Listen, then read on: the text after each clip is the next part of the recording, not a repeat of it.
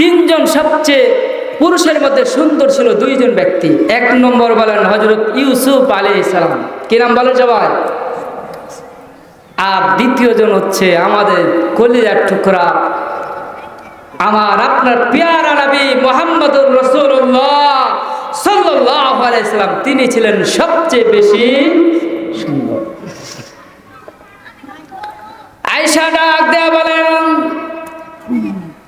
আমার নবীর চেহারা এত সুন্দর ছিল, তিনি কবিতা আকারে বলতেছেন, লানা শামসুন ওয়ালিল আফাকি শামসুন, লানা শামসুন ওয়ালিল আফাকি শামসুন, ওয়া শামসি আফদালু মিন শামসিস সামাই, ওয়া শামসি ওয়া শামসুস সামাই তাতলু বাদাল ফাজরি, ওয়া শামসি তাতলু বাদাল ইশাই।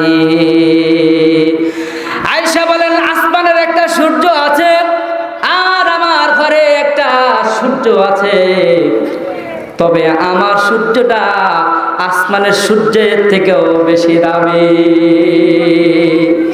আসমানের সূর্য উদিত হয় ফজরের পরে, আর আমার সূর্য উদিত হয় এশারের পরে। সুবহানাল্লাহ বলেন।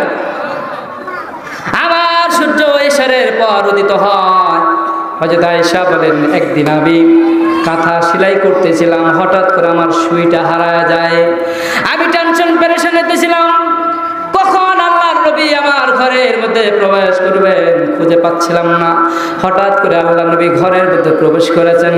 যেমনই প্রবেশ করেছেন, আল্লাহর নবীর চেহারার সৌন্দর্যে আমি আয়েশার ঘরটা পূর্ণিমার চাঁদের মতো, পূর্ণিমার চাঁদ থেকেও বেশি আরো সুন্দর হয়ে গেছে।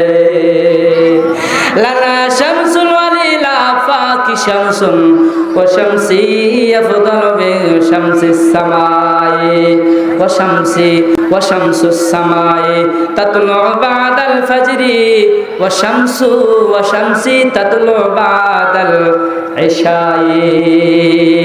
আমাদের মরতে হবে কি হবে না? বলেন, মরতে হবে কি হবে না?